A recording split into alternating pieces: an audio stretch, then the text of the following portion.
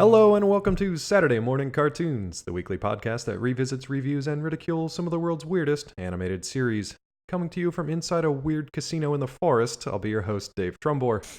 Joining me, as always, my co-host, Shaman Paul Ellis. How's it going, Shaman? David. I'm doing well, buddy. How about yourself? I'm doing yokai. I think you might have another guest there to join us on the show. I think I broke our co-hosts with that one. We'll get ourselves. You are right. Here. We do have a guest that is here joining us, all the way from Monument Hill, creeping out of the grave. We have Melanie Harker to join us again. Hi guys. Welcome back. How are you doing tonight? Thank you. I'm doing well. I don't think I've ever seen such a wonderful feat of puns at the beginning of a show. I hid that one.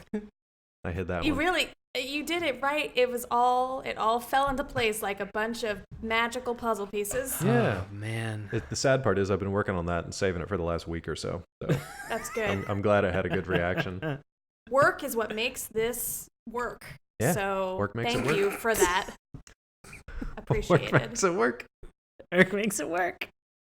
Listeners out there, if you couldn't figure out what we're going to be talking about on this second round of Pocket Monster March Madness month, took me a second. Our second round of this, we are clearly going to be talking Shaman King versus Yokai Watch. Oh boy. Yeah. So what a slugfest. This is a knockdown, drag out brawl. Out. So if you missed last week where we kind of ran through what exactly we're going to be doing this month, just a real brief catch up. We are looking at two different cartoon series in the theme of what we call Pocket Monster. So it's basically like a protagonist that goes out, catches monsters, and then pits them against each other in battle. We are going to be doing 5 of those series head-to-head. Last week was an interesting one. You can go back and check that out. We did Yu-Gi-Oh! Versus Bakugan Battle Brawlers with some interesting results courtesy of myself, Sean, and our special guest, Mel. This week we're going Shaman King as the number 2 seed, which has a 8.0 rating on IMDb, versus Yokai Watch, which has a 6.5 rating. So they're going to be getting closer as we go through these seeds here. We're at 2 and 9. So we're going to be getting a little closer. We'll see if our scores match up with the folks out there. But in case you're not familiar with these series, Sean is going to walk you through the history of Shaman King right about now. Sure thing. So Shaman King is a Japanese manga series written and illustrated by Hiroyuki Takai. Nice. An animated television series aired in Japan from 2001 to 2002 and was licensed in North America by 4Kids Entertainment in 2003. At an early stage of anime production, Takai himself helped the anime staff. However, he soon left due to his lack of time as he was working on the manga. The 64th and final episode aired September 3rd, 2005. Wonderful. And Mel, are you going to take Yokai Watch for us tonight? I will take Yokai Watch. Yokai Watchi, literally Monster Watch, is a series of role-playing video games developed and published for the Nintendo 3DS, released in North America by Nintendo in November of 2015. A sequel was released in 3 versions, and a third title, Yokai Watch 3, will be released this summer. So Something excited. to look forward to. Yeah. An anime television series produced by OLM Inc. began airing in North America on October 5th, 2015. An animated film was released on December 20th, 2014, with a second film released on December 19th, 2015. This might make Yokai Watch the most recent show that we've reviewed on this show. I don't think we've done a current show before, something that is still in the process of running. So yeah, I think it's the most current and up to date. So Good job, Yokai Watch, getting those record books. Yeah.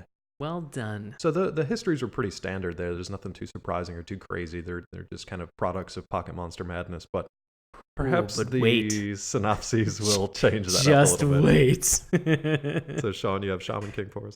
Sure. Shaman King follows the adventures of Yo Asakura, a shaman, a medium between the world of the living and the dead, as he attempts to hone his shaman skills to become the Shaman King, who may contact the Great Spirit and reshape the world in any way they wish, by winning the shaman fight, a battle that is held once every 500 years.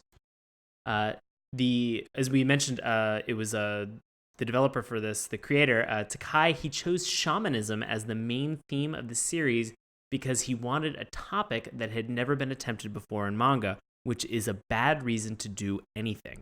I think that's actually the same reason that Yu-Gi-Oh's creator, I forget his name now, wanted to do the puzzle, sort of build the mythology around the puzzles, because he was tired of seeing just like straight up battles all the time. He wanted to see some sort of puzzle trait to it. So we're just seeing a lot of bottle rockets this month. It's just a lot of people just with really high ambitions, just lighting that spark, letting it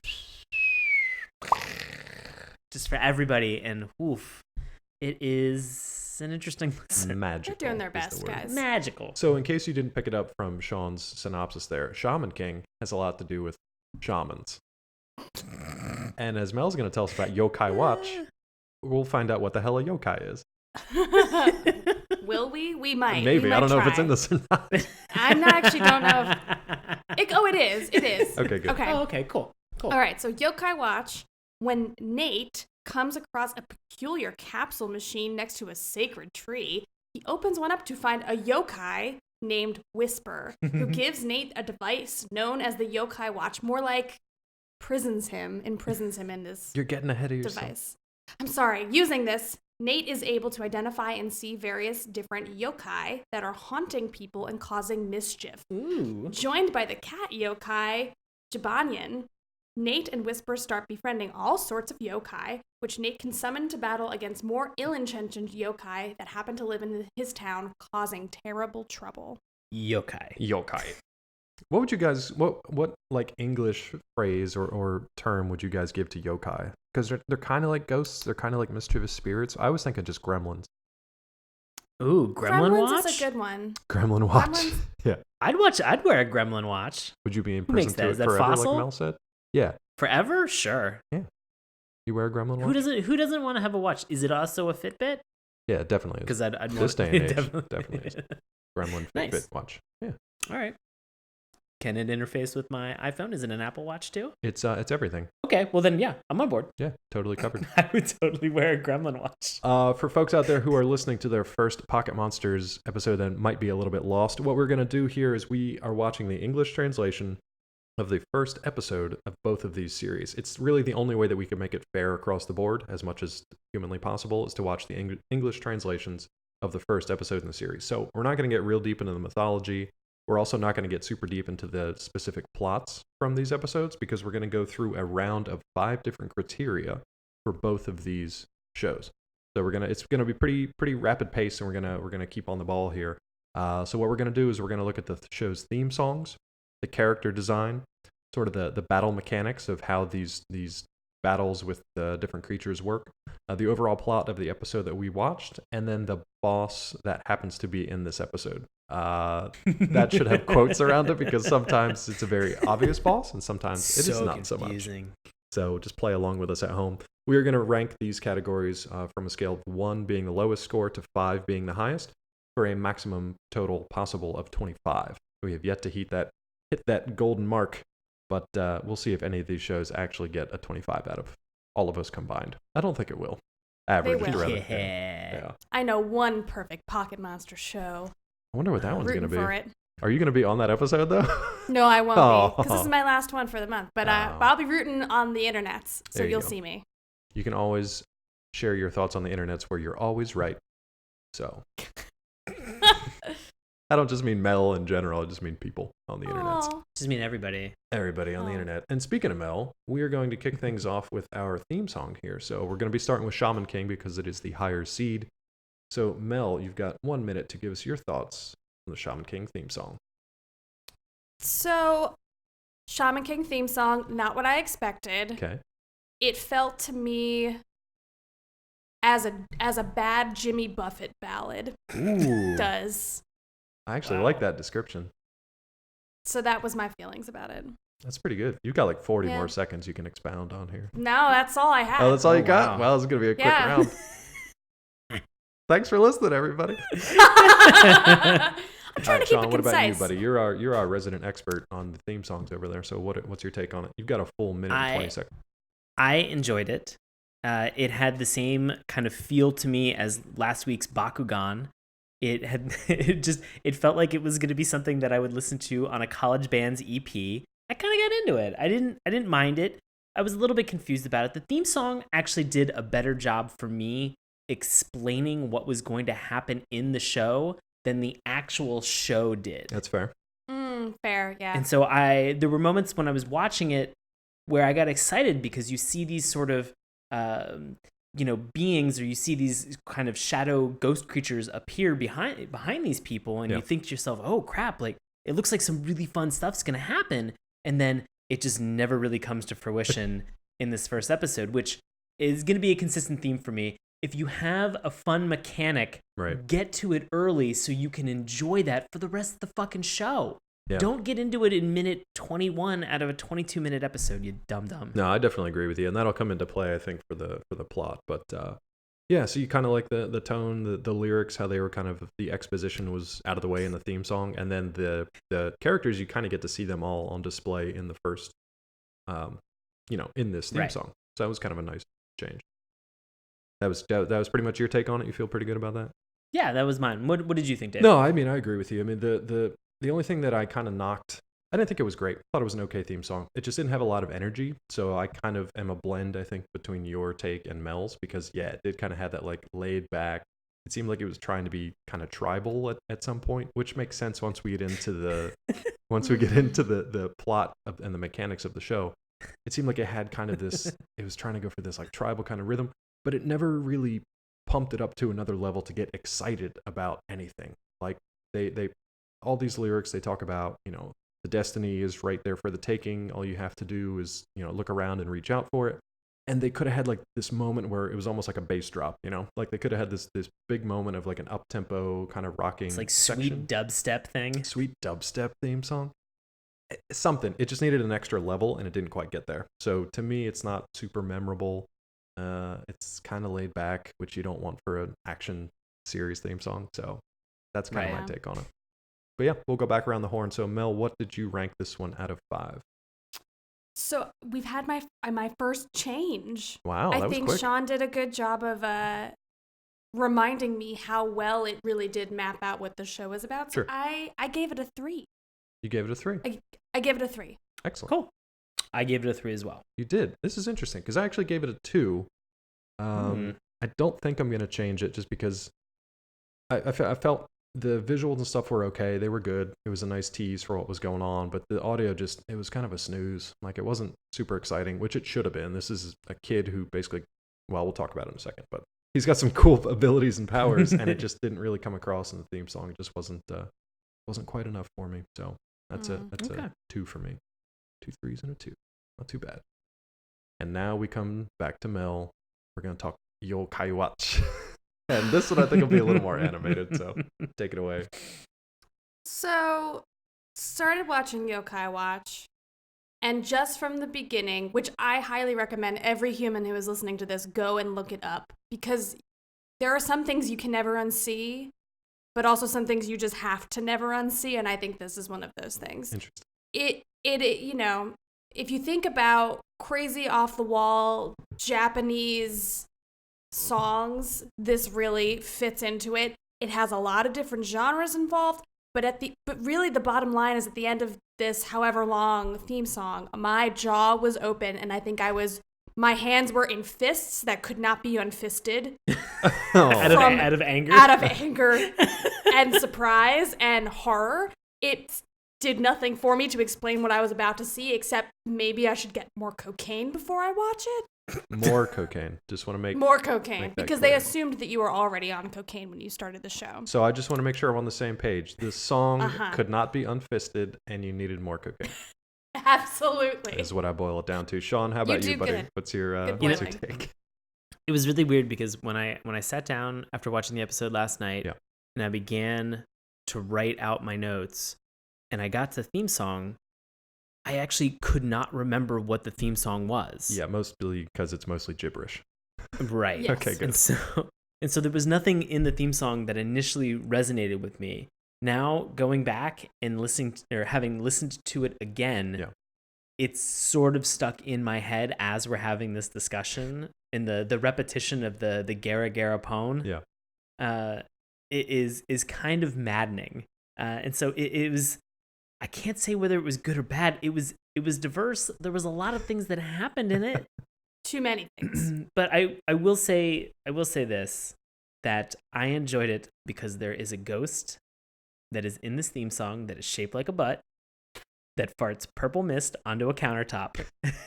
And that kind of bare ass farting on top of somebody is exactly how you get pink eye, and is exactly what made me I actually shrugged my shoulders while I was watching this to go, the fuck. I think that's my take. That's probably the best way to explain it. Mine, I have written down in my notes, lots of white cartoon rap with weird girl song exposition. Because what happens in this, and we've kind of danced around it, it starts off kind of like with this very catchy kind of like refrain they keep repeating, which is Gara Gara Po, and they have this kind of weird like Grease style hand jive thing that they do a dance to it. And then it turns into like this pseudo rap that just sounded like a bunch of just like white guys in a studio were just trying to like figure out some sort of rap to match up with the theme or whatever was going on. And then it turns into like the chick from Evanescence just singing this like powerful ballad about a orphan cat and trying to find a home. And then it goes back to the hand jive. And let me just give you a quick, before we go into our scores here, I just want to give you a quick, because these lyrics are amazing. Quick rundown of the opening of the lyrics. So after the Gara Gara Po, it says, "Come on, so sit back, here's their story. Nate say, hey yo no. Whisper go, crack-a-lack-a boom boom. There's more yokai than taters in Idaho, like Cheesequeak and his po-po. Feel that there? Way down low? Bitch Fant makes you need a quick commode." And that's where I'm gonna stop, because if it sounded like, those like bad lip reading videos where the guy just like makes up gibberish that seems like it fits, that's how this song was made. It is a theme song made of bad lip reading. Yeah. And I honestly, I watched this without subtitles. It's impossible. And then I watched it with subtitles. It's impossible. And even with subtitles, I was like, holy crap, this is a lot. And it makes zero sense. No, makes zero sense. The subtitles actually made it worse. I think they actually made my score go down one. So speaking of scores, Mel, what did you give this one? So this is going to make more sense, I think, for you, Dave. Okay. I gave this a 2. Okay. Because I felt that this and the Shaman King theme song could not be on the same par. There's just no way. It's just unfair. Fair enough. To say that this was as bad as Shaman King, and they just weren't the same. I see them as two different extremes on opposite ends, but Sean, what about you?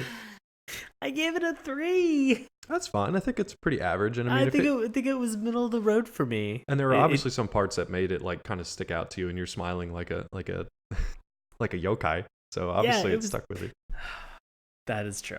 Oh boy. Dave, what'd you give it? I gave it a 2. This is I thought it was kind of on par with Shaman King, just on the opposite end of the spectrum. So not the worst thing I've ever heard, but like as Shaman King didn't have enough energy for me, Yokai had too much chaotic Ritalin fueled energy that I just couldn't focus on like one thing for me.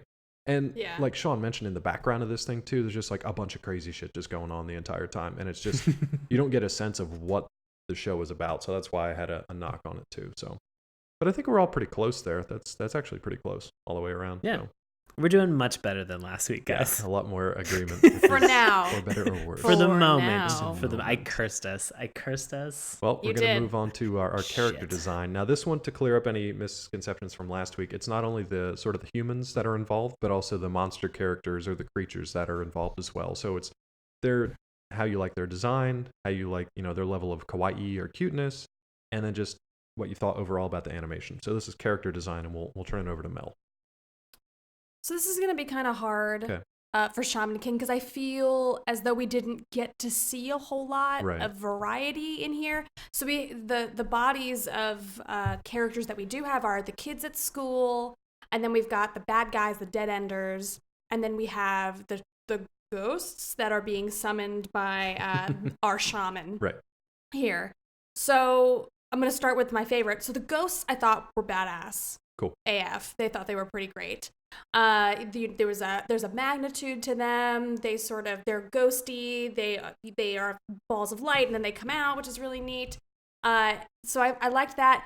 Other end of the spectrum was the shaman had that weird classic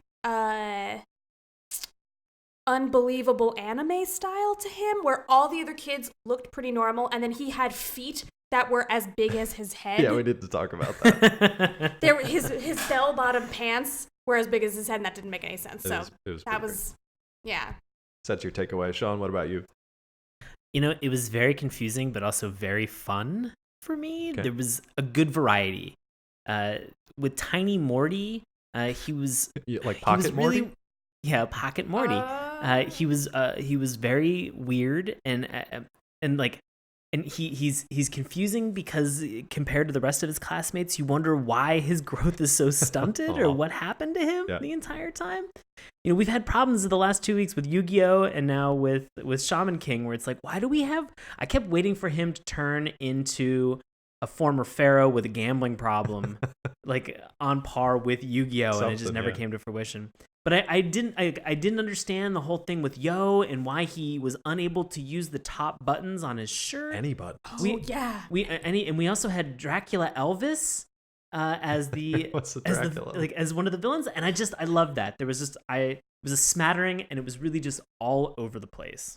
Yeah, it was. There were definitely levels of the character design here. So like you guys have already mentioned, we had sort of the school kids uniform. Everybody kind of looked the same. That was very similar to Yu-Gi-Oh! And then they had this one little weird kid who's like, he barely comes up to their knees. Like, it was very extreme that this kid, who I was really confused in the beginning, we'll talk about it during the plot, because he is kind of the introduction to this world. And it's bizarre. He's basically built like a bowling ball, but he's in his uniform. And then it turns out that he's not, definitely not the title character, and he's not really got anything to do with it other than be like this weird sidekick. That being said, I love the spirit design. So the ones we not only saw in the theme song, but when we actually get to meet one of these like samurai spirits, they look way more realistic. They're kind of like the jacked up comic book superhero style of a character, and they're bigger than life, but they also have that kind of transparency to them that Mel was talking about. Their design is not quite as solid or opaque because they're spirit, but it adds an extra layer of kind of cool action beat to it. So I like that. I have Mel, we'll go back to you for your score. I do want to say that I love, you mentioned how like super skinny Yo is, but he's got these massive cuffs right before his boots to like anchor him to the ground, I guess. I have no idea. What it reminded me of is Sonic the Hedgehog's design when it came back for Dreamcast. Or I guess just when he's animated. Just like his giant shoes form. And his like little straw legs. Huge, tiny, yeah, exactly. It was as if he was huge. It's huge. Pretty huge. All right, so my score. Yeah, how'd you score this one? Are you changing it? I'm at no. I don't think I'm gonna change it. I gave it a 3. A 3? That's cool. That's good. I gave it a 3 as well. Hey, guess what? 3 for 3. Whoa! Way to be super average, Shaman King. But no, I think that's fair. It wasn't. Go ahead, Mel. When you have something like this where the extremes balance it out, where you have really badass monster design, but then the design of everybody else kind of doesn't make sense. I wish. Now I'm not going to get into wishes because it's already happened. But I don't know. It's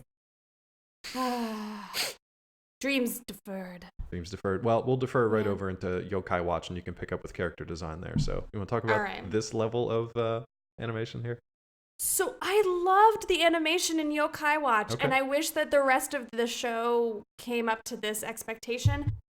There were so many fun, different interpretations, so many different art styles that happened with each of the characters. You had there were like moments of sketch, and then where they were sort of pencil sketched out, and then just they were all different.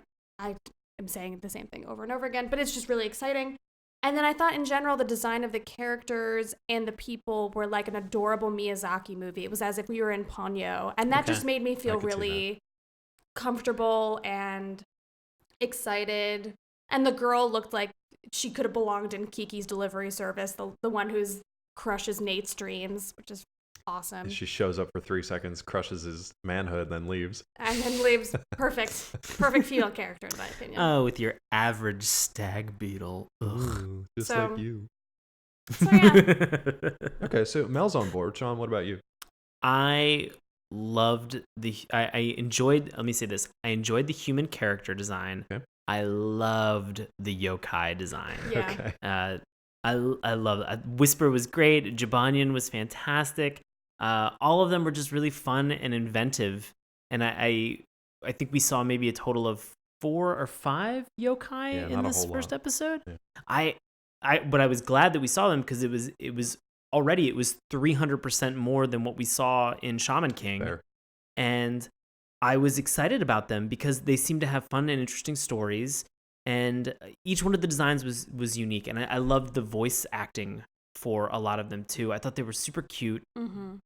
I want my own little whisper. You want I know a that's whisper? sad to say, like, I want my own little ghost to fly up above my You head want and your act own- as like a butler The spirit of a dead and person. enslave me. I want a dead cat to follow me around. Sounds awesome. Ugh, that was called Pet Cemetery. I mean, I've basically got one here. He's pretty close to it. So. Oh, Ooh, Texas. He's a zombie. Ugh. So for Sean, he wants a dead butler and a gremlin watch. So Yeah, Christmas why list. not? Yeah.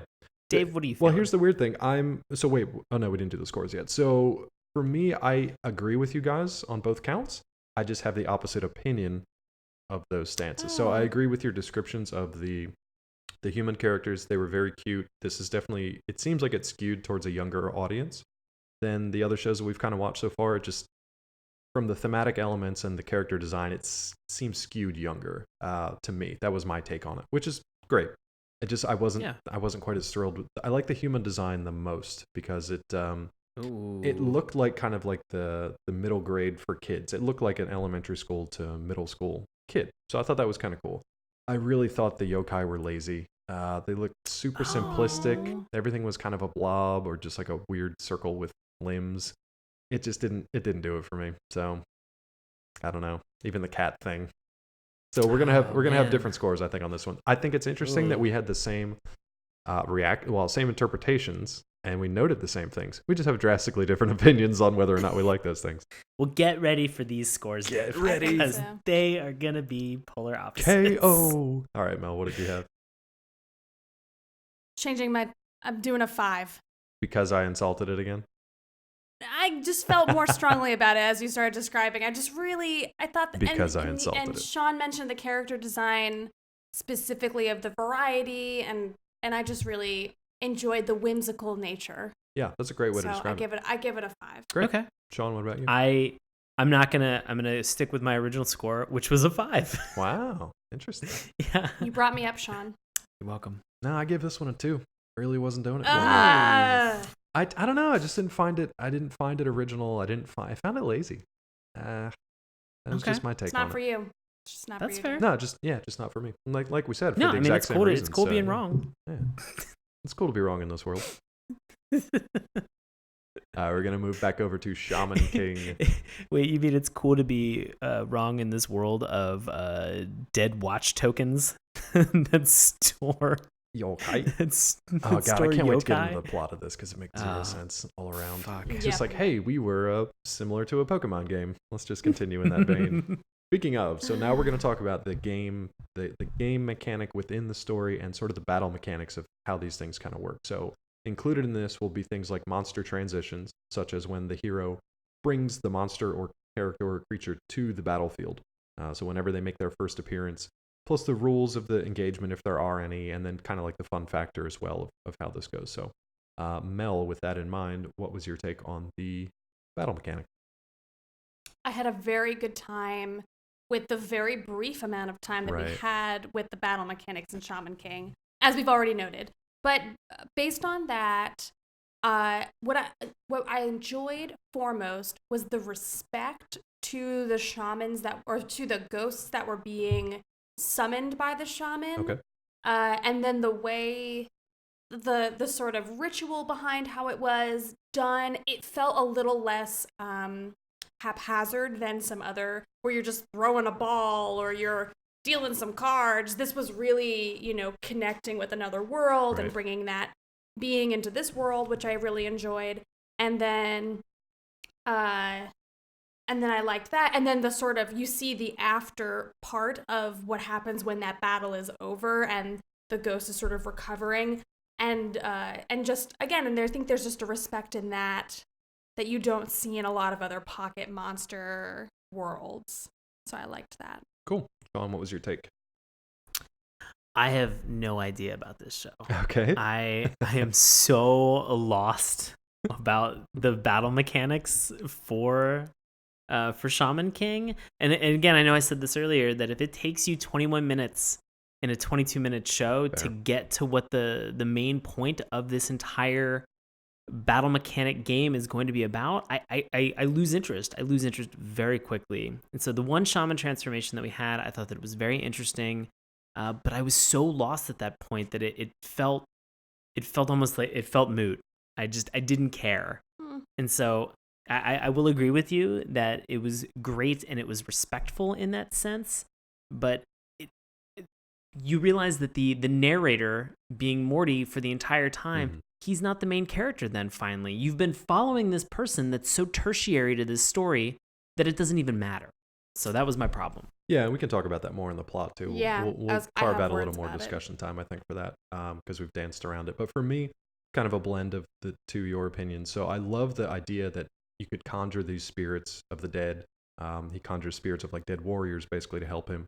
And it wasn't, like Mel said, they weren't just creatures that you kept imprisoned in a tiny ball and you threw into battle whenever you needed to. It was like you had to make this sort of pact and you conjured them and you cooperated together to kind of work together for this, to put the spirits in their spirit form or to just kind of be alongside you as you fight. Thought that was a really cool mechanic. We don't really learn about rules or things like that because he hasn't gone up against another shaman yet. This is basically just like a jerk in a graveyard. And he just kind of takes him out. So I did knock my points down a little bit for Sean, to your point, making us wait so damn long to see any kind of fight, and then not giving us the full picture of what the actual battle was, because this was just a straight introduction. And that's one of the problems with us only doing the first episode. Yeah. And, and briefly, just to go back to last week's, we talked about Blue Eyes White Dragon and Exodia and all these things that we have that are interesting that snare you and bring you into the fold of what this world is and what the ideas are that are going to be behind it. And this had none. No, just this like had the not a briefest single hint. thing to help kind of bring you into the fold. And that was really disappointing. So how did you score it then, since we're with you right now? I gave it a 2. Gave it a 2? Fair enough. Ooh. Well, that makes sense, I think, 2. with your reaction to things. But Mel, what was your response? I gave it a 4. You gave it a 4. Interesting. Well, I was really taking it out of the context of the show and just scoring it on exactly that particular point. Sure. And based on that alone, I would watch the show again to see how that plays out. But I also have a different opinion about the plot, so we can talk about that when we get there. Yeah, that'll be coming up in just a little bit. But I'm in between the both of you, so I gave it a 3 because I really did like the mechanics. It was different. It was respectful. It had a sense of history to it. It had a sense of personality. It wasn't just a collection of the things like either my most expensive collection or the rarest collection. It was like him making a pact with these kind of spirits. And yeah, I'd probably check it out to see what happened down the road, as long as they did more than like this half-ass battle at the end. So I was hoping that was just like enough to kind of hook me into it, but it didn't really sink its teeth. So I only gave it a 3. Well, let me explain to you. It's another 65 episodes of Morty walking around a graveyard, just trying grumbling. to take photos and getting pissed off about stuff and showing them off to his friends who just think he's crazy. That sounds exactly right, unfortunately. Which is a poor way to handle mental illness. God. Well, we could definitely talk about that in the plot, but let's continue our discussion of battle mechanics here with Yokai Watch, which is kind of interesting. They take this one in a different direction too. So Mel, what were your thoughts on this one? Awesome. Sean, how about you? Yeah. So just gonna muscle you out. That's not fair. Please. This confused me. I didn't really understand. I understood the mechanic of being able to see the yokai, and then you have to confront them or negotiate that with them in order for them to stop doing the heinous thing that they are doing, which is not battling. It's just sort of confronting them. It's having that tough conversation with the friend you don't like about that annoying thing they do that they should really stop doing. It was just stupid. The whole show is dumb. It doesn't make any sense. I can't tell where you fall on this thing. You like love the design of them, but you think everything else is pretty stupid. So I don't know where you're going to eventually fall. I can be discreet about each individual layer, and I try to be honest about all of them. So this just didn't.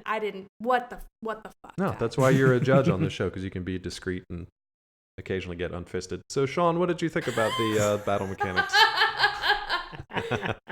All right. So, to Dave, to your earlier point that this is marketed towards a younger crowd, a younger demographic, I completely 100% agree with you. Okay, cool. And I think that sentiment could not have been more true than the moment where Nate puts on the watch, and then Whisper leans in creepily and is like, "And you can never take it off." And he's like, "What?" Slap right on his wrist, Gotcha, and you're just for like, life. because I love the idea of, when you're playing these games, like you're playing this game, but you're playing this game now forever. It's not a game. You can never it's get your out life of it. now, You know? child. It's your life now. Yeah. But I loved the idea, as you mentioned, about the negotiator fight. I love the option of being able to like talk it out and diffuse the situation through conversation is fantastic, because it kind of shows to people you don't have to throw fists every time. You don't have to walk in and throw a little red and white ball at somebody and have your monkey pet duke it out. Yeah. You could sit down and you could have a conversation. So I think it taught two lessons. One, it's great if you can have a discussion and if you can settle it like individuals. And if you can't, just throw a fist. Yeah. But have a ghost do it. But have a ghost throw a fist. This is great advice. Settle. Words to have live a by. conversation like two adults, and if it doesn't work, throw a fist. But have a ghost do it.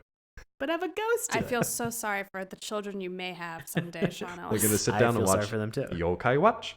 Yeah, for me, this one, I like the mechanic that it wasn't just straight up battle. I like the idea of it. I just didn't really like the execution. Maybe it was just because of this particular episode, because it was just kind of lackluster. There wasn't a lot of fighting, which will become apparent once we get to the boss section of this discussion, because there kind of wasn't one.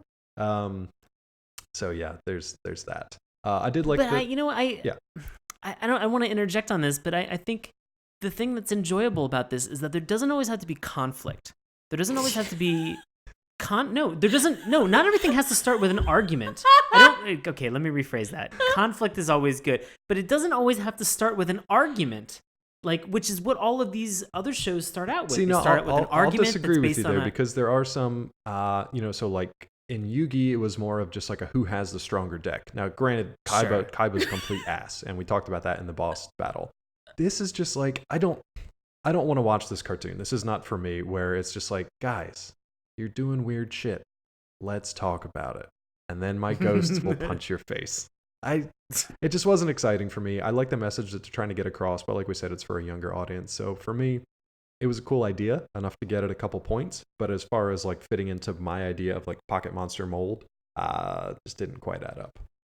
Well then, Dave, we should ask what was your points for this? I gave it a 2. What did you assign? I gave it a 2. Gave it 2? I gave it a point for like how unique it was and how it tried, like you said, Sean, to show that there was a different path. I just thought their execution was a little, because you can always say that and say, look, we should have a conversation first, and then have the antagonist be a complete asshole, and then you are now forced into a confrontation. That's the kind of show I'd like to watch. This was just kind of like a sad pile of ghosts and a dead cat. So it's not exactly my favorite thing. That is the whole show. That's in a nutshell. You're like, it's close to two. It's hitting too close to home with the dead cat. It really was. It knocked it down a peg. So Sean, what did you rank this one? I gave this a 3. Okay, fair enough. Mel, what about you? I was middle of the road. Gave it a 2. I'm debating on taking a point off just because of Sean being a wimp about this. I love spike points. Mel has the But best I'm not gonna. spike points. I'm like You want your spike negative point? No, I'm 3 not. with Mel for that. What? No, I'm keeping it at my 2. Keeping it at 2. The 2, and a 3. We're all pretty close on this one. There hasn't been anything too crazy yet. But now we're going to devote a little bit more time for the actual plots of these things, which for Shaman King should only take about 30 seconds, I think. But we'll start the clock. I guess we can do about 2 minutes for each one if we really need it, and we'll bump up discussion if needed. So, Mel, your thoughts on the plot of the first episode of The Shaman King? All right, so here's what I have to say about Shaman King. We've all been dancing around this idea. So there's the small round character whose name I've already forgotten. Morty. Thank Pocket you. Morty, yeah. So we start with Pocket Morty. It's not really his name, but we start with Morty, and we're following the story of Morty. And what I have to say about that is that this is a convention that I've already seen done in anime. Right. So I am a fan of the show One Piece. Right. And in the show One Piece, the very first arc is not about the main character whose name is Luffy. It's about a completely different character who is a smaller in stature, geeky. He's got like glasses that are bigger than his face. I can't remember his name. But we sort of follow his story and about him meeting Luffy. Right. And then they work together to do something. And then Luffy, and then surprise, Luffy leaves behind this kid that you've met and have followed through the whole first arc, and then you're following Luffy as in his quest to become the best pirate. So that little diversion is just to say that I'm pretty used to that happening as a mechanic in anime, where there's a sort of a weaker character who is admiring the main character, the actual intended protagonist of the show, and watching him come into his own, or whatever, the unfolding of his story. So I was okay with that, and I spent a lot of time sort of setting that up. But my final thoughts about the plot is it is interesting. I thought it was a little slow. I thought we took a really long time setting up these sort of comedic punches with Morty, which were all lame as fuck. only to wait, you're right, there's all this buildup, and then finally we had a pretty awesome battle with the Dead Enders, and then that was the end of it. And that was sort of, it was just a lot to sit through in order to get to the good stuff. Yeah, for not a big I agree. payoff. Yeah. All right, Sean, what about you? I had some problems. I felt that the show really divided my attention between these two main characters, and it never really settled on, what direction it was going to go on. It took way too long to get to the actual meat of the show, and as a result, the entire dish of this that was presented to you in this show form, it all suffered. I didn't get into it. When I have to ask more questions about something that I've watched, I get very worried, and it makes me not want to continue watching things. So the questions I have are, am I collecting spirits? Am I fighting spirits? Am I fighting to free spirits? Who knows? Because they're never going to fucking get to it. So the plot or lack thereof really did not resonate with me in any way. So you didn't like the fact that they were like, you got another like minute on the clock if you want to get more into like sort of the conflict that they had. The fact that like this random gang of graveyard kids show up at the end, and I don't know, it was like a weird one. Yeah, I mean, again, it just took so long to get there that at that point I was so bored with everything that was happening. I really think that I would have to watch another 5 or 10 episodes of this to really kind of get into it, to understand the mechanics, not only of the game but just the plot. I have no fucking idea what they're doing with this show. Gotcha. Yeah, for me, it was just kind of like I wasn't invested in Morty at all. I kind of was at first because he says, I like to read horror stories. I love English class. I love to take, walks home late at night and go through the graveyard. So it's like this weird little kid that like everybody kind of makes fun of, and they tease him because he thinks everybody grows up with one. Everybody what? Everybody grows up with one of those guys. Or is one as you grow up next to a graveyard and are a weird kid. Dave is pointing at himself. Yeah, with both barrels. So you either know or were that little kid. So I wanted to like Morty, but he quickly becomes this like just really irritating, not funny, aggravating little character who you've seen in anime before. Like you've seen this character. Yeah. And like Mel said, it's kind of a rehashed story where you've got a framing story that you're watching the main character from afar, and he's kind of aloof and he's too cool for school, literally. For whatever reason, he can't keep his shirt buttoned, and he has a weird like toenail talisman on his neck. I don't know. Talons, like raptor talons. I get it. He's supposed to be like tribal shaman, whatever, but it just did not work. So I wanted to like Morty at first, and then I wanted to like the Shaman King, the Yo character, when he sees him in the graveyard, like, and he is surrounded by all his quote unquote friends, which are just ghosts. And then they drop that for the entirety of the episode until basically Yo wants to like stand up for his buddy Morty now, because they're the only two that they know that can see ghosts. So Yo thinks that that's kind of rare, so he wants to pal around with Morty a little bit, but he also uses him as bait in order to fight these guys who have desecrated the tomb of Amitamura, who was a famous samurai who actually betrayed his king, and then before they could take him down, he killed like 50 guys. So he's got this cool legend built up around him. And it's at that moment where it's this final battle, which we can talk about now if you guys want, where Yo summons the spirit of Amitamura, and it's this huge, like, just badass looking samurai with a massive katana that shows up behind him and allows Yo to fight the vampire Elvis, which I think Sean dubbed. Yeah, this guy. Sean, do you want to talk about that guy for a second? You had more info on him. You know what? I'm gonna, when we come back and talk about the boss, I'm gonna discuss him a little bit more. Okay, that sounds good. So Mel, what did you score the plot of the first episode of Shaman King? gave it a 2. You gave it a 2. Okay, because it's Yeah. stuff you kind of seen before, and it wasn't, it was pretty slow. I think that just the pacing of it Yeah. really hurt it more than anything. Even though I understood what they were doing, but I just think that I don't know, I just think they set it up really poorly. Fair enough. So And Sean, what was your take on it? What's your score? You know, I'm gonna change my Ooh, original you gotta score. change.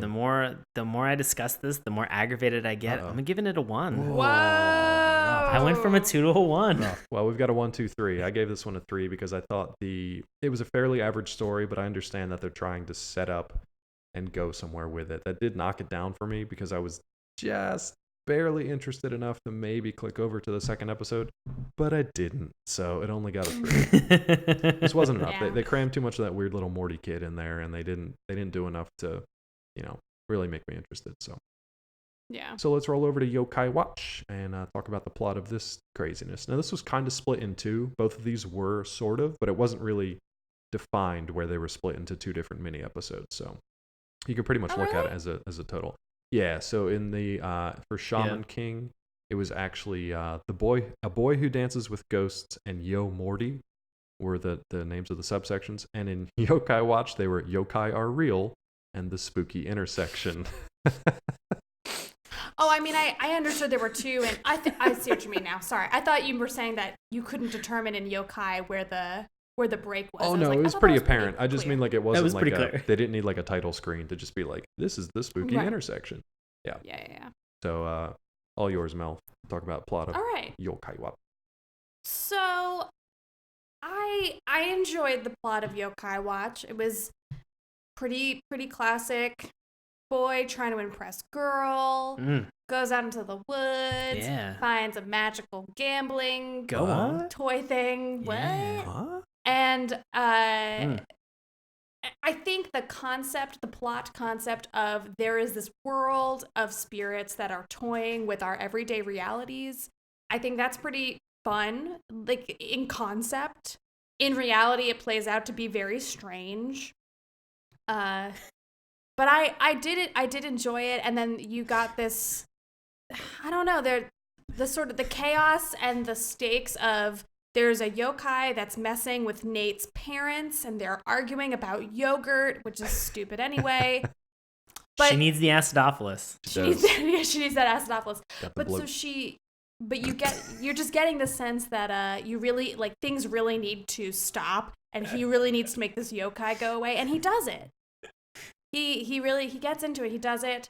And then I also really enjoyed the meeting and the story with Jibanyan and how faithful he is to his owner. Yeah, that was sweet. And he is the ghost of a dead cat, which is, I sort of liked that you think of yokai as having been something that was real that then has since passed. And that I really enjoyed. The concept that yokai were something in the physical world and then had since passed and now have become yokai for one reason or another. Gotcha. Doing whatever mischief thing that they are doing. Yeah, so kind of like the I thought that was mythology cool. of it at that point. Yeah. Yeah. Cool. Sean, what was your take on the plot? So let me get into this very quickly. You got 120 These are ghosts Yeah. that we perceive and we can't see, that live behind us, Yep. that follow us around all the time, Mm-hmm. and that affect and impact our daily decisions, moods, and behaviors. Right. So was this written by L. Ron Hubbard? Ooh, I Because don't know. He would make this a is hell of a science- yokai, this is- though. Have you seen his face? This is Scientology, guys. It That is what is. it reminded me This of. is fucking Scientology through and through. What are those things called? About What are the things? Thetans. Oh, Thetans. I was gonna say Thetans. midichlorians. I knew that wasn't real. No, that is a made-up thing That's from a the Star Wars made-up universe Star that Wars nobody cares science. about anymore. Yeah. And so, like, it was crazy. That being said, I do want to assume that the whole idea and the plot of the show is to go around and make more ghost friends, hear more sad stories about dead cats and intersections, Yep. and then befriend them so that you gain their little token that you can then put into your watch. Yeah. That makes sense. I think so. Yeah, it makes total sense. It was all pretty. I mean, it's not that it makes sense, In the but it was realm of pretty the show. clear Yeah. in the message that they conveyed to the audience, and so I enjoyed that because they got to it pretty quickly, and again, I said for the battle mechanics, I love just the idea of the negotiator fight. It was simple and straightforward. Yeah. I can see the allusion to Scientology, but that didn't stop me from enjoying this. Fair enough. That's the first step, though. So- They get you hooked as a little kid on Yokai Watch, and the next thing you know, you're a level 4 State Knight, whatever the hell they do. I don't even know, and I've seen the Scientology Going Clear documentary like 4 or 5 times now. It's pretty great and pretty frustrating. Did you have any favorite moments throughout this episode that you want to talk about briefly before I get into it here? I really enjoyed sort of the comedic moment where Whisper presents himself to Nate. And Whisper basically just looks like a ghost. Like he looks like Boo Yeah. from Mario Brothers. Right. With an ice cream dollop, like a vanilla ice cream dollop on top of his head. Yeah. And he continues to pitch Nate this idea of like, you have rescued me and now I'm your friend and we can now do these cool things and I'm going to help you out on this. And every time they would zoom in that moment on Whisper and his excitement, and then they'd always cut back and it'd be Nate walking away from him, like already 20 feet away. Just not even listening. Doesn't give a single fuck about what's going on. Just wants to get out of there and get a magic bug. And then that's the moment where Whisper asks him, are you looking for these bugs? He summons a ton of them, Right. which Nate gets very excited about. They swarm Nate and hold him to the floor. And then to get rid of them, this is the second time I'll mention this, Whisper farts purple mist from his ghost butthole. His ghost butthole farts purple mist. And it gets rid of all of these shining, like glowing stag beetles that Nate is questing for. And so just moments like that, I don't know what it was. This show was, yes, juvenile. I was going to say, I have But to for remind the some listeners reason- that, yes, despite what we just talked about, this show is actually for kids. Yes. Well, Sean's if you just drawn to couldn't tell. buttholes in general, so Thanks, Mel. I'm just telling the truth. So I They're just for grown-ass I thought- adults, Mel. Grown-ass man. That's right. Mm-hmm. So I thought the simplicity behind the show was fantastic, and I enjoyed it. Something brainless that I could have put on in the background when I was doing anything, and I can sometimes appreciate a show for that simple fact. I see the points that both of you are kind of making. I think I lean more towards Mel's side of things on this one. The fact that the kid just... Well, big surprise. I know. The fact that the kid just wandered into the woods, found like this old wooden gumdrop machine. Capsule machine. Yeah, I don't know. That it's like that's the not capsules really. that It's you- pretty when lazy you go to the mythology. grocery store and you No, you put, exactly. 25 You cents put in it. a You little put a capsule. quarter. Yeah, they it was don't awesome. usually grow in trees though in the middle of the park, which is like I was like, okay, that's kind of weird. You've never been to a Whole Foods. That's true. And then they gloss over the fact that apparently 190 years ago there was some monk that locked Whisper up because he said he was being evil and screwing up a bunch of stuff. So he's basically like Slimer from Ghostbusters. They just happen to lock him up in the containment tank.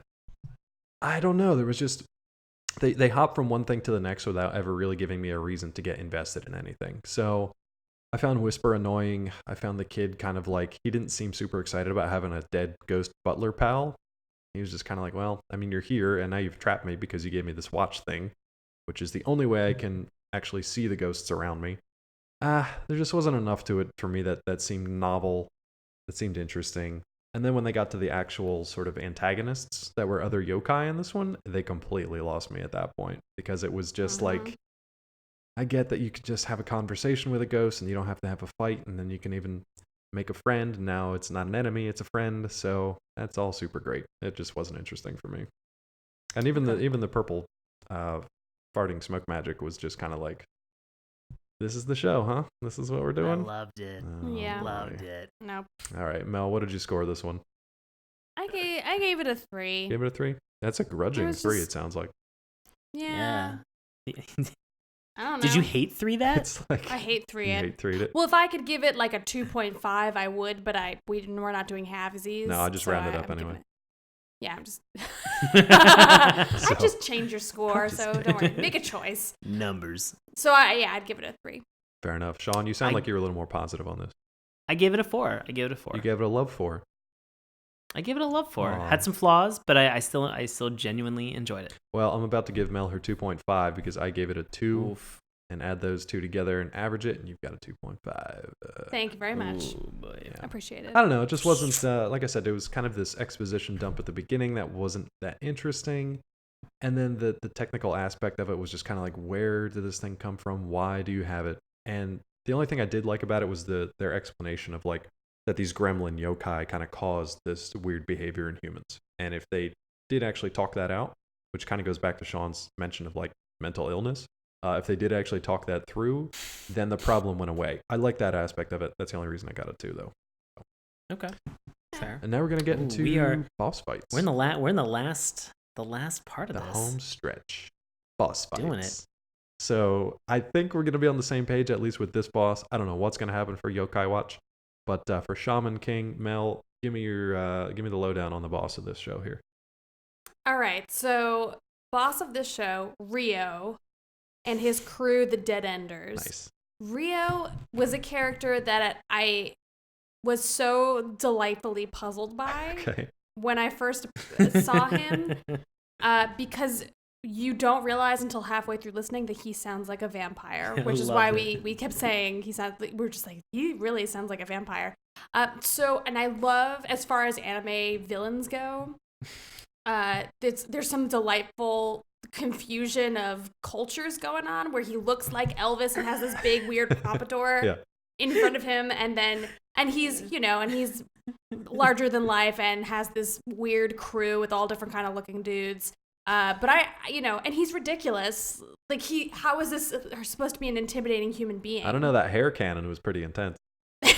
Yeah. The angles on his sideburns were pretty scary. If this was Saturday Night Fever, he would have definitely been a villain. Yeah, so there you go. So Sean, did you come up with who came up with Vampire Elvis? I think Mel did. It was me. Good job, Mel. Mel came up with Vampire Elvis. Give me your Elvis. lowdown on Vampire Elvis there. Oh no, I thought Morty was the villain. You thought Morty was the villain. You're No, I'm kidding. Okay, I was like, that makes zero sense. You really caught me on that one. I thought you were being serious. I felt that he was the villain because he just fought the plot of this show. Yeah, because he just fucking antagonized the audience the entire time. Because he was a bag of shit. If episode 2 he dies, I'll watch the rest of the series. Yeah, we'll make you a deal, Shaman King. Kill Morty, and we are back. Turn Morty into a He's in the yokai. He's in the theme song, so he's still around. Oh, but I want him to scream like Morty and Pocket Morty. Oh, Rick! I'm doing the best I can. I don't like this. I don't think this is a good idea. Guys, I'll go download Pocket Morty right now. I've been playing it the entire podcast. That's why I'm not paying attention.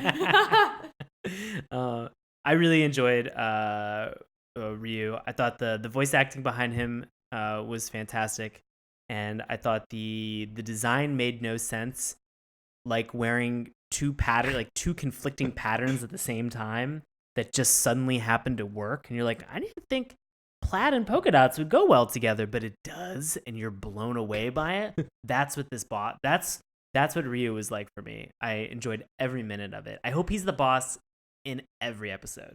That would be. If he's not the main so sad antagonist in this show. Fuck this show. No, you said you did. I mean, my general response for, yeah. Well, I mean, just a little bit, but my general sense is that if he's not in every episode, fuck this show. Interesting. All right. Well, my take on it wasn't quite to that extent. I thought he was a pretty typical first episode villain. So I mean that was fine. I like that he had kind of a crazy design, and he was obviously a fairly intimidating character, at least as far as his minions went. His kind of weird motley crew of just like cobbled together dudes who like to hang out in a graveyard and beat people up. I did like the fact that they tried to like elevate his status by, he was like standing on this tombstone, and then he kicks the thing over and it breaks. And one of his minions is like, do you know what you just did? That's Amitamura's tomb. And then he gives you this exposition about the guy's legend. And he's like, that's like a really disrespectful thing to do. And it also, the legend says that tomb was the only thing keeping his spirit like buried in the ground. So you done fucked up. And I love that this guy didn't care. He actually slices the tombstone in half just to make sure that it is well and fully destroyed.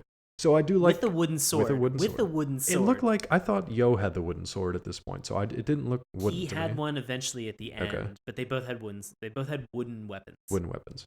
Interesting. Mm-hmm. But this is also, I like that he's got that level of villainy where he's just like, fuck history and respect. I don't care about that shit. I'm the leader of a cemetery gang. So terrifying. Oh, and then he beats the shit out of Morty too. I forgot that. He beats the hell out of Morty. Morty, like, I thought he died. I thought he was going to be a spirit. But he was just like completely pummeled, almost to death. And then the fact that Yo can defeat him with Amitamura's spirit so easily, I was like, okay, this is just our introductory villain, so I'm gonna knock him down a few pegs. He's no Yu-Gi-Oh! Mr. Pegasus at the He's end, not a but- Mr. Pegasus with the Millennium Eye, the silver hair. boy. You love Mr. Pegasus. Jesus. He's the worst. Mel, what did you score, Mr. Rio? I gave it a 3. Okay, another grudging 3. Yeah. I hate 3. No, I mean this would be a 3.5. Ooh, a 3. I have a feeling it's gonna average out. I'll give you 3.4, let's say, because Okay. it'll come back Okay. down. So Sean, how'd you score Rio, the vampire? I liked him so much. I gave him a 5. You Oh gave my him a God. 5? I What'd gave you him a give- What'd you 5. give Kaiba last week? I don't remember. I gave Kaiba a 5 I gave last him a week 5, because 'cause Kaiba's Kaiba was amazing. I didn't super He's like not as Kaiba, good at though. well, Kaiba doesn't like you, so Kaiba basically Whatever. ripped a rare card in half, killed Yugi's grandfather more or less, and then just like spit on Yugi in the middle of battle before he got spirit stomped in the forehead. But Yeah, still didn't do it for me. man, really? So Rio, this vampire Elvis, I gave it a 3 because I liked his design. I liked that he was kind of a jerk, but he wasn't, super crazy powerful. He was not Kaiba level for me, so I'll give him a 3. no. So Exactly. 3, 4, 5. Interesting. I think that's a good meter. Is he as good as or better than Kaiba? Yeah, I think Because that's fair. Kaiba, I think, really holds the baton for The me. silver standard for you. Yes, the silver standard. Yes, So- in episode 2. So now we're gonna get into the most confusing part of the night. I'm curious to see what's going to happen here because, like we talked about, Yokai Watch doesn't have traditional battles, which means they don't have traditional bosses. So, Mel, what's your take on this? Let's see what you got. All right. So the boss or the big bad, I would say, are the yokai. I won't say what Like, I think, but holistically? Holistically, I believe they are the yokai. so those are the bosses. Right? I mean, I'm not saying anything I mean, one way or that's the what other, she- but that's, no. that's your take. I'm putting it on the table for that's my Defend opinion for yourself. this. Okay, so so if the whole point of the show is to battle the yokai, Right. then that's who is bad is the yokai. So that's already pretty confusing. I guess it's like, that's really what made the plot not as great as you could have had it because there's no stakes. Right.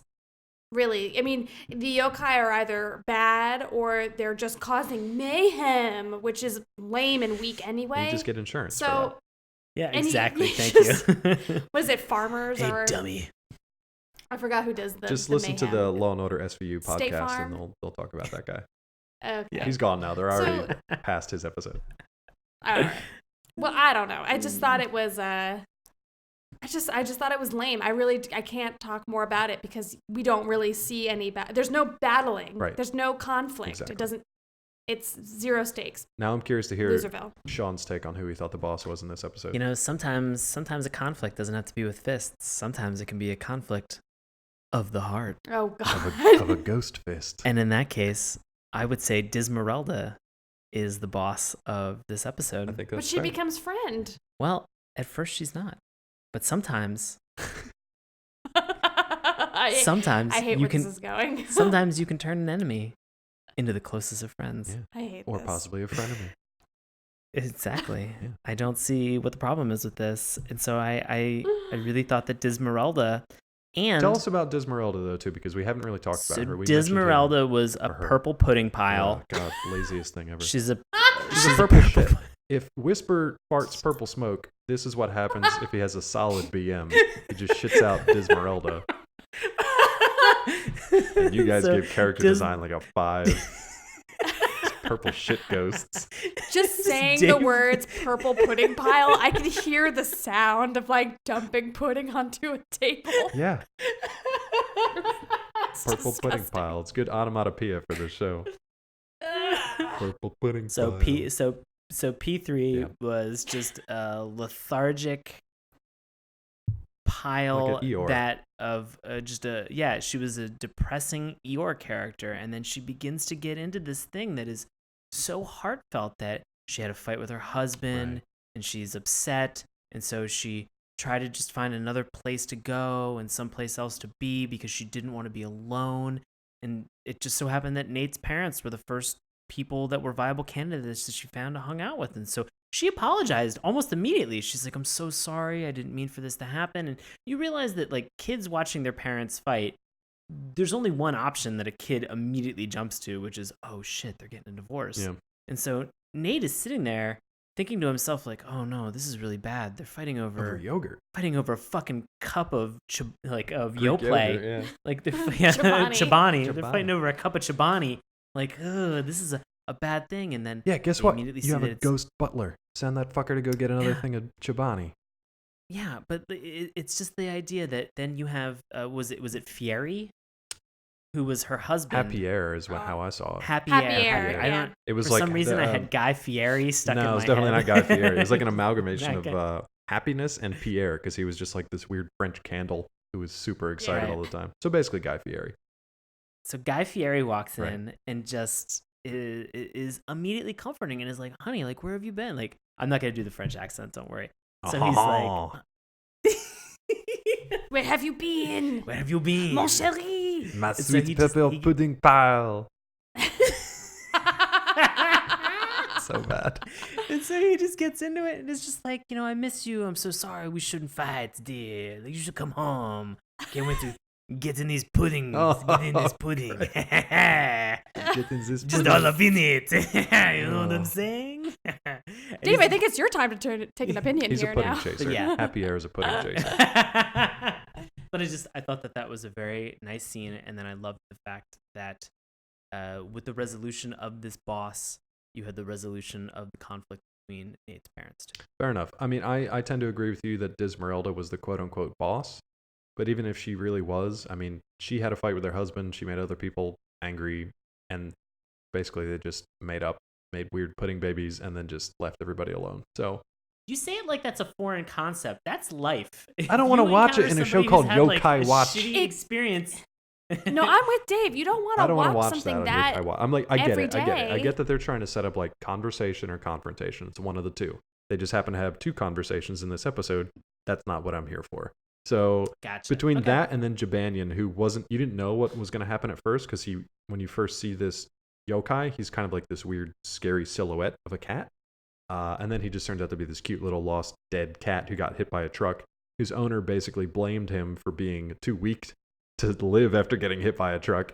And now he wants to basically go find her. So I'm assuming the rest of the series follows their travels as like he's trying to go find his previous owner and build up enough strength to fight a truck. Either way, for me, these were not threats. They were just annoyances. So they weren't like big boss battles. So for me, I Yeah. gave it a 1. I gave it a 1. Ooh, Wow. Okay. Sean, All right. Shots fired. Sean, what did you give this one? I gave it a 4. What the fuck? Gave it a 4. Come I gave it a 4. A purple I pile liked- of pudding. You gave I a 4 liked for a purple boss. pudding pile, Dismeralda. Ugh. She's great. She's great. Dude, Happy they're Air great. was great as well. I loved it. Happier wasn't even a boss, though. I don't even care. Happy Air canceled out the boss. A third bit French candle character, Guy Fieri, came in and cleared up the boss without the kid having to do anything. It's a 1. Pretty much. Mel, what was your Oh my take? God. That's your score. I gave it a 2. Okay, I'm that's thinking about taking acceptable. off a point for spite, though, at this point. Take your spite point. All right, I'm giving it a 1. You're gonna give Giving it a 1. Gave it a 1. I'm gonna. That's boy. that's gonna wrap it up for the rundowns. Do you guys have any final thoughts on either of these shows before we tally them up? I really hope that Jabanian. That's the dead cat. I really hope Yeah. that Jabanian's, our dead cat friend from Yokai Watch. I hope that her owner just goes to homeless animal shelters and just insults the animals that are For in being there too just weak to feel have a better. home. What the Yeah, fuck? exactly. What a She's the worst. I hope she What a turns into a jerk. yokai and she's like the final boss that they just murder. ooh plot twist. So I'm What a gonna twist. tell you my score for Shaman King here. Do you guys have yours ready? Yeah. Yep. Shaman King, I've got a 14 out of 25. Nice. 14 out of I had a 25. 14 as well. Oh wow, that's so weird. I had a 15. That's really close, you guys. Makes way more sense than I last think- week. I think because I think I really loved the game mechanics a little bit more than you guys did. Except this Okay. is still like an average of about a 60 out of 100.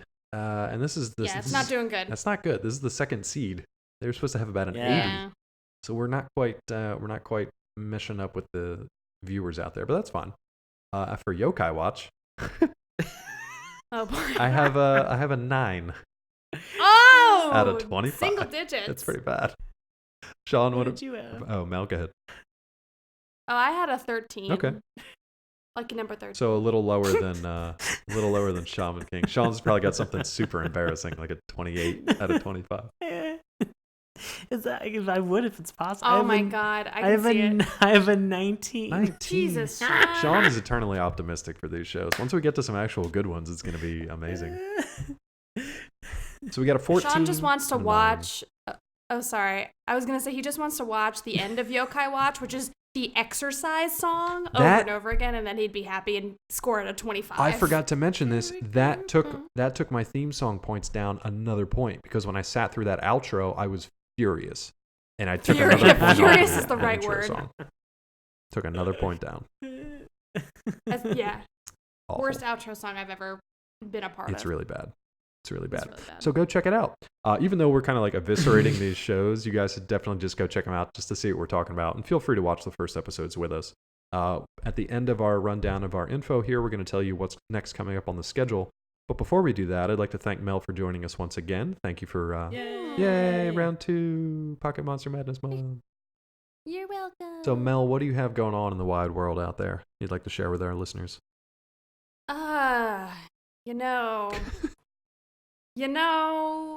Not a whole lot. We got a lot of music coming up this week at Capitol Fringe. We have a show. Actually, I'm saying we're not a lot's going on.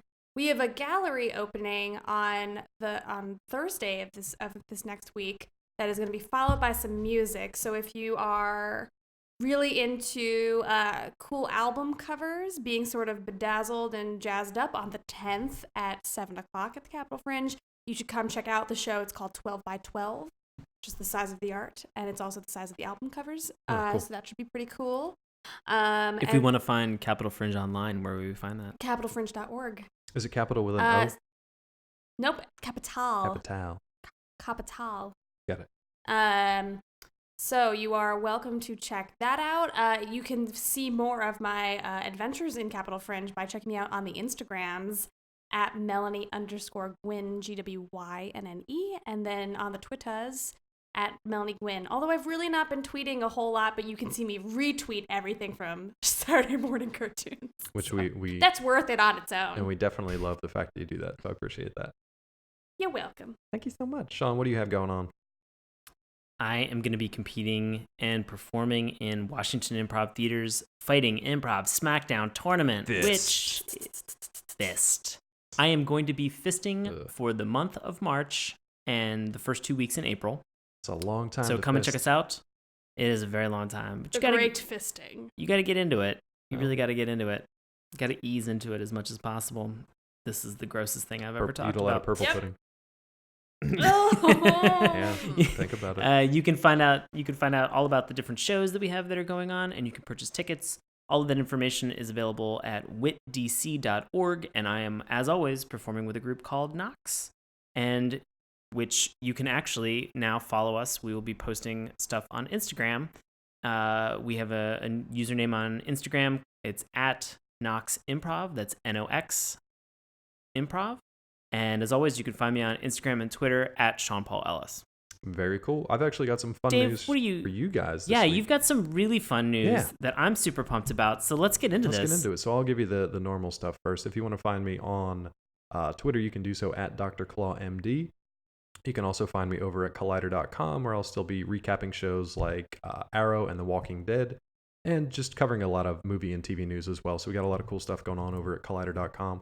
If you're interested in my fiction work, which I just write some short fiction, put it up on the site davetrumbore.com. And as of this airing, actually, because my first article for this company went up today, I am now a science freelance writer for Nerdist. What? The Nerdist Network. Get it, Dave! Yeah, it's pretty cool. So I just reached out to a friend of mine over there, a friend of mine, a guy that I met during a set visit. His name's Chris Hardwick. His name's Kyle Hill. He's actually the science editor for Nerdist. Cool guy. I just reached out to him to say, like, hey, I'm looking to get into some science writing, because that's, what I paid thousands of dollars for to go to school is science, not writing about movies all day, which I love and pays the bills. But yeah, just decided to get into it. So I just now started. So if you guys check out Nerdist and look for me, you'll probably find some articles up there, unless they've fired me by the time the show airs. So yeah, that's pretty cool. That's so got a little cool, Nerdist Dave. insight too. That's awesome, man. Yeah. And we're trying to fold it into Saturday morning cartoons at some point. And if you're interested in finding out more about us, you can do so at SaturdayMorningCartoons.com. Remember, that's morning with a U. You can also check us out on Twitter at MorningTunes. Check out Sean's handiwork on our Tumblr page, SaturdayMorningCartoons.tumblr.com. We've also got a Facebook page and a YouTube account. You can also listen to the podcast each and every week through iTunes and Stitcher. I think we're going to work on getting on Spotify. That's something I've been trying to do. They only just now made it available that you can put shows up on Spotify. Excellent. So hopefully in the future. Yeah, we're going to look into that. If you guys have any suggestions on future episodes or you want to argue about Pocket Monsters, feel free to send us an email, SaturdayMorningCartoons@gmail.com. As far as the rest of the month, we've still got Pocket Monster Madness coming up. Sean, do you have the schedule up in front of you, what we've got coming up? Absolutely, Dave. Next week, we have what I'm pretty sure everybody would have thought would have been the number 1 seeded Pocket Monster show, Pokemon versus Beyblade. Ah! Sorry, I'm so excited that was and Zorro sad. the Beyblade in the back. I'm excited and sad that I won't be on the episode, but you guys are going to have fun. Following that episode, we have Monster Rancher versus Magi Nation. And to round out the month, we have Digimon versus Zatch Bell. That might actually be the one I'm looking forward to the most. I think I kind of stumped for both of those shows, probably more than any other ones. So we'll see how that works. I think every iteration for the next 3 weeks. For the next 3 weeks, I think that I only know one of the 2 shows that we're about to watch, and so one of them is going to be completely new to me. That'll be cool. Unlike this week where both things were new and we kind of got blindsided by stuff. So. Oh boy. So yeah. Well, I think that's going to do it for round 2 of Pocket Monster March Madness month. So hopefully you guys are enjoying the show. Feel free to let us know if we got the wrong idea, the right idea, who you think should win. We're going to put all kinds of polls and stuff up throughout the week too. So feel free to check back in on the site, Facebook page, all that good stuff. And thanks for listening. We will see you next time when we're talking Pokemon and that Beyblade show. I'm not biased. Pokemon for life. See you guys next time. Thanks for listening.